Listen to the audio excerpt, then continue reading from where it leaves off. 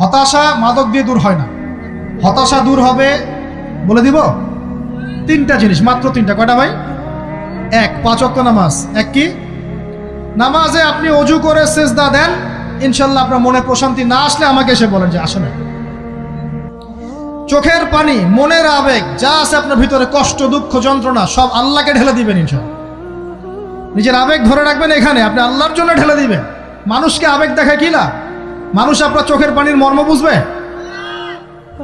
মানুষ কি মানুষের চোখের পানির মর্ম বুঝে?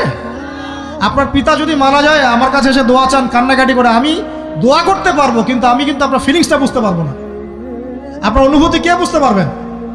আল্লাহ পাক আপনার ঘাড়ের রগের চেয়েও কাছে আছেন। সুবহান সুবহান, আল্লাহ পাক ঘাড়ের রগের চেয়ে কাছে আছে। গতকালকে বাংলাদেশের একজন বরেণ্য আলেমের সাথে একটা কনফারেন্সে ছিলাম।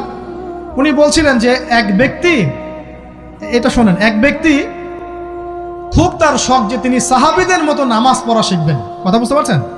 সাহাবীদের মতো নামাজ শিখবেন। তো একজন বরেণ্য আলেমের কাছে এসেছেন, এসে বলছেন যে আমাকে সাহাবীদের মতো নামাজ শিখিয়ে দেন। তখন সেই আলেম আরেকজন আলেমের সন্ধান দিয়েছেন, যা তুমি তার কাছে যাও, তিনি শেখাবেন। তো সেই ব্যক্তি একটু অবাক হয়েছেন, কারণ যাকে প্রশ্ন করেছিলেন তিনি অনেক বড় মুহাদ্দিস, আর যার কাছে পাঠানো হচ্ছে তিনি অত বড় মুহাদ্দিস নন, কিন্তু আবেদ, আমল করেন। তাকে গিয়ে বলছেন উনি আমাকে পাঠিয়েছেন সাহাবী বলা নামাজ শিখিয়ে দেন। তখন তিনি বলছেন ঠিক আছে, সুন্দর করে অজু করে আসো, সুন্দর করে অজু করে আসো। অজু করার সময় খালি খেয়াল রাখবা যে আমি অজু করছি শুধু আল্লাহর সন্তুষ্টির জন্য। কি খেয়াল রাখবেন? অজু করছি শুধু আল্লাহকে রাজি খুশি করার জন্য অজু করছে, আর কোনো উদ্দেশ্য নাই আমার। অজু করতে যাচ্ছে, তিনি আবার বলছেন দাঁড়াও, শুধু আল্লাহকে রাজি খুশি করার জন্য অজু করো। আবার শুরু করছেন, আবার বলছেন শোনো, শুধু আল্লাহকে রাজি খুশি করার জন্য অজু করো। এভাবে বলতেই আছেন। নামাজে দাঁড়িয়েছেন, দাঁড়ানোর আগে বলছেন শোনো, শুধু আল্লাহকে রাজি খুশি করার জন্য নামাজ পড়ো। বলতেই আছেন। এক পর্যায়ে সে ব্যক্তি নামাজ শুরু করলো। নামাজে মনোযোগ এদিক ওদিকে যায়, আর তার মাথায় এটা আসে, এই শুধু আল্লাহকে রাজি খুশি করার জন্য আমাকে নামাজ পড়তে হবে, শুধু আল্লাহকে রাজি খুশি করার জন্য নামাজ পড়তে হবে। এই চিন্তা তার মনের মধ্যে ঘুরপাক খাচ্ছে। এভাবে নামাজটা সে শেষ করে চিন্তা করছে যে নামাজ তো পুরোপুরি মনোযোগ দিতে পারলাম না। বারবার মাথার মধ্যে এরকম চিন্তা আসছে, আল্লাহ আমাকে তুমি মাফ করে দাও, নামাজটা আমার মনে হলো না ঠিক মতো। তখন সে ফিরে এসে তার সে ওস্তাদকে বলছেন আমার তো নামাজ এরকম করে পড়লাম, কিন্তু শেষমেশ মনে হলো যে নামাজটা হয়তো কবুল হয় নাই, আল্লাহর কাছে খুব মাফ চাইলাম, আল্লাহ আমাকে মাফ করে দাও, নামাজটা মনে হলো না। তখন সেই যে প্রথম ব্যক্তি যিনি পাঠিয়েছেন তিনি বলছেন এটাই হলো সাহাবী বলা নামাজ। তারা আল্লাহকে রাজি খুশি করার জন্য নামাজ পড়তেন, নামাজ শেষ করে আল্লাহর কাছে ইস্তেগফার করতেন, আল্লাহ কিছুই হলো না, কিছুই হলো না। আমার কথা কি বুঝতে পারছেন? অতএব আল্লাহকে রাজি খুশি করার জন্যে আপনি আপনার আবেগ, আপনার ইবাদত সব ঢেলে দিবেন, অন্য কারো কাছে কিছু পাওয়ার আশা করুন। আমাকে আল্লাহ পাঠিয়েছেন দুনিয়াতে নামাজ পড়তে, রোজা রাখতে, দিনের প্রচার করতে, দিনের জ্ঞান অর্জন করতে, এই তো। তা আমি একজন মেয়ের জন্য জীবন নষ্ট করে দিব কেন? আমি তাহলে আল্লাহর কাছে কি মুখ দেখাবো, আর নবীর কাছে কি মুখ দেখাবো? ওখানে গিয়ে বলবো আল্লাহ আমি আমার অমুক প্রেমিকার জন্য আশেক হয়ে একদম জীবন দিয়ে দিয়েছি, আত্মহত্যা করেছি। গেছে ভাই, যাইতে দেন। যে ব্যক্তি আপনার অবস্থানকে মূল্যায়ন করে নাই, সে আপনার যোগ্য ছিল না। এখন আপনি কি করবেন? নিজের অবস্থান উন্নত করেন, আপনার পিছনে লাইন ধরে ঘুরবে ইনশাআল্লাহ। এটাই বাস্তবতা। দুনিয়া খুব খারাপ জিনিস। মানুষের অবস্থানকে মূল্যায়ন করে, মানুষের অবস্থানকেই মূল্যায়ন করে, কিন্তু আল্লাহ রাব্বুল আলামিন আপনাকে সর্বাবস্থায় ভালোবাসেন। আলহামদুলিল্লাহ। এই যে আমরা এখন অনেক পাপ করছি না, আল্লাহ কি আমাদেরকে আযাব দিয়ে ধ্বংস করে দিয়েছেন? আল্লাহ পাক এখনো আমাদেরকে ভালোবাসেন, রহম করেন, আল্লাহ পাক অপেক্ষা করছেন কখন তওবা করবে, আমি তওবা কবুল করব। এই কখন আমার বান্দা খালি একবার বলে আস্তাগফিরুল্লাহ, আল্লাহ পাক সাথে সাথে মাফ করে দিবেন। আর সেই আল্লাহকে ভুলে আপনি কার পিছনে ছুটছেন? আমরা কিন্তু নিয়াত করতে পারি ভাই যে আমরা যারা ওয়াজ শুনলাম জীবনে কোনোদিন সিগারেটে হাত দিব না ইনশাআল্লাহ। রাজি আছি ভাই? অন্য বড় বড় জিনিস তো বহুত দূরের কথা। আচ্ছা, অনেকে রাজি হয় নাই কেন? আপনারা কি অলরেডি আসক্ত? আমি অনেক ভাইকে দেখেছি মাশাআল্লাহ ইফতার খুলেই একদম বেনসন টানা শুরু করে।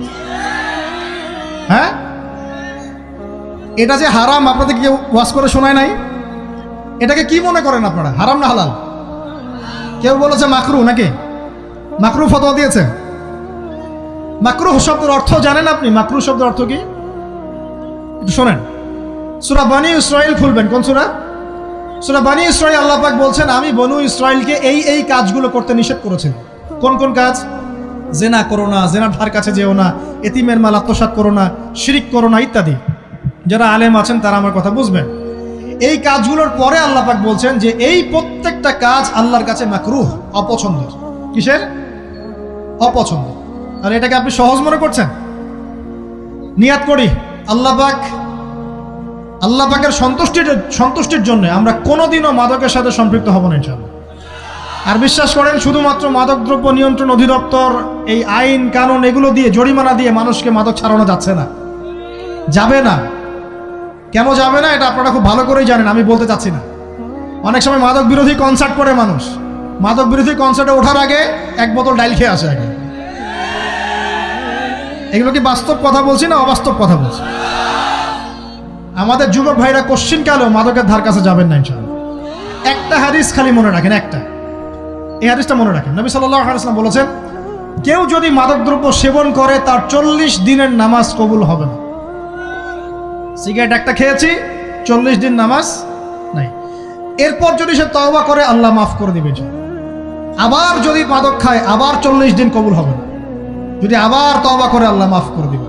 আবারও যদি খায় আবারও 40 দিন কবুল হবে না। আবারও তওবা করলে আল্লাহ আবার মাফ করে দিবে। চতুর্থবার সে যদি মাদক খায়, আল্লাহ রাসূল সাল্লাল্লাহু আলাইহি ওয়াসাল্লাম বলছেন, আল্লাহ পাক কিয়ামতের মাঠে তাকে তিনাতুল খাবাল পান করাবেন। কি পান করাবেন? তিনাতুল খাবাল। সাহাবীরা বললেন, ইয়া রাসূলুল্লাহ, এটা কি? তিনাতুল খাবাল কি? নবী সাল্লাল্লাহু আলাইহি ওয়াসাল্লাম বলছেন, এটা হচ্ছে জাহান্নামীদেরকে আযাব দেওয়ার পর তাদের রক্ত মাংসের যে পুঁজ বের হবে, এই যে ড্রিঙ্কস, জাহান্নামের হার্ড ড্রিঙ্কস, এই ড্রিঙ্কসের নাম হলো তিনাতুল খাবাল। আল্লাহ পাক আমাদের সবাইকে মাদক থেকে বাঁচিয়ে রাখে। আমল হচ্ছে কোরআন তেলাওয়াত। যে ব্যক্তি কোরআন তেলাওয়াত করতে পারে নিয়মিত, তার মনের মধ্যে এই হতাশা, এই ভীরুতা, এই কাপুরুষতা কিচ্ছু আসবে না ইনশাআল্লাহ। আমি গ্যারান্টি দিচ্ছি আপনাকে, হতাশা আসবেই না আপনার মনে যদি আপনি কোরআন বুঝতে পারেন। কোরআনের একটা আয়াত নিয়ে কোনো সময় দেখা যায় 2-3 ঘন্টা সময় পার হয়ে যাচ্ছে, আয়াতটা ছেড়ে সামনে যেতে পারছি না। কোরআনের ভিতরে ঢুকলে আপনি দুনিয়ায় ভুলে যাবেন কি হচ্ছে আশপাশে। আমি এমন অনেক আলেমকে দেখেছি যে একটা বই, পাতলা একটা বই, আরবি বই নিয়ে পড়া শুরু করেছেন, যে ফজরের পরে জোহরের ওয়াক্ত হয়ে যাচ্ছে, বইটাই শেষ করতে পারেননি। বুঝতে পারবেন? যখন আপনি ইলমের ভিতরে ঢুকে যাবেন, কোরআনের ভিতরে, হাদিসের ভিতরে, আপনার দুনিয়ার খেয়ালই নাই। একজন আলেম, তিনি এক রাত্রে একটা বই লিখেছিলেন, চটি বই, এক রাত্রের মধ্যে। বলা হচ্ছে, তার সম্পর্কে বলা হচ্ছে যে রাতের খাবার তাকে দেয়া হয়েছে, যে আপনি এটা খেয়ে নেন। তো সে খাবারটা পাশেই আছে, খাবারটা খাবো, এটা লিখে খাবারটা খাবো, এরকম তার চিন্তা ছিল। ফজর হয়ে গেছে, বই লেখাও শেষ, খাবার এই অবস্থায় পড়ে আছে, ডুবে গেছেন ভিতরে, খাওয়ার মাথায় খেয়াল নাই। এরকম হয়। একজন মনীষী, বিখ্যাত